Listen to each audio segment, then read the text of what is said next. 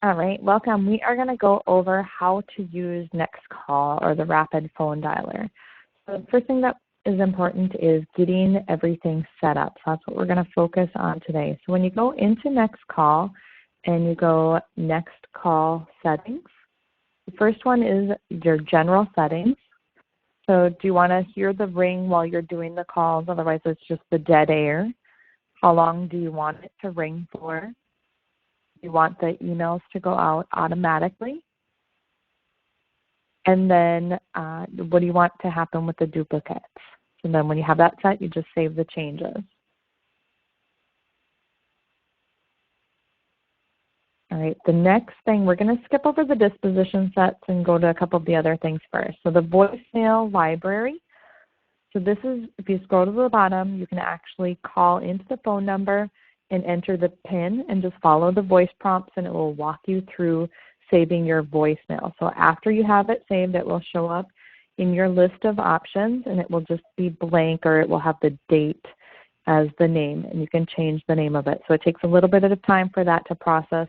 So that should be one of the first steps that you do when you are getting ready for your call. The next thing you want to do is set up your caller ID. So this has to be an actual phone number. So you can put in any real phone number that you would like that you're going to use, and you have to mark that it is an actual phone number, and then update your caller ID, and that's what the phone will use. So if you're practicing this and you put in your phone number and then try calling from it, it won't work. So if you're trying things out and using caller ID number and you're actually on that phone, just know that it won't call that number. All right. The message library, so these are any of the emails that you would want to go out based on your call session. So think about if they answer and what are the options when they answer. They're interested, they're not interested yet. Think about any of those emails that you would want to go based on that response. And then also if you want an email to go out if there's a voicemail.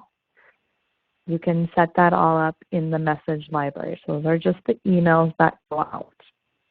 All right, so then the basic things are set up. So after you have those emails, that voicemail in your settings, then we're going to do the disposition set. So this is important that you pay attention here because there's two different parts to the disposition set.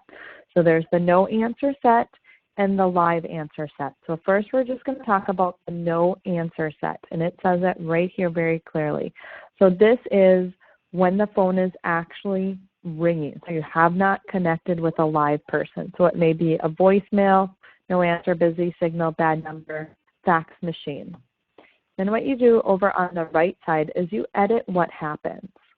So I'm just going to show you here. So what is the status? So you left the voicemail. What is the text that you want on the actual button?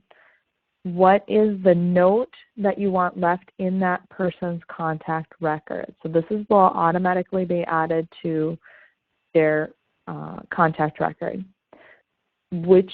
So this pulls from your list of emails that you have in that message library. Choose the email that you want to go out. Do you want to move that contact from one folder to another folder? What do you want to happen next after you've selected everything for that person when you're in the call session? All right, and do you want to delete the contact, and do you want them put on the do not call list? After you have all of that set, you'll save that. And you will do that for each of these items. So again, remember these are when the phone is ringing. So don't add a new disposition that says they're interested, because that's not even an option because you have not connected with anyone. So just think of it as have not answered the phone. And so you don't have to have an email associated with it, but you can. You don't have to move it, but you can. All right, so then you need to set up your live answer set or your live disposition. Now this is when there's an actual connection made with a person. There's a live person on the other end.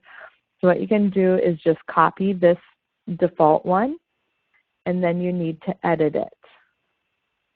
So I want this one live. This is for the success coaches. My options that I've created is not yet interested, wrong person, or interested. And so just like with the no answer set, we do the same thing for the live answer set where we go through and edit each of these items. So do we want it moved? Do we want a one-touch associated with it? What do we want to do next? And you can add additional buttons as well as options that you would have. All right, and that is how you set up your next call. So I'll do another video that will show the actual selecting your contacts. Have a great day.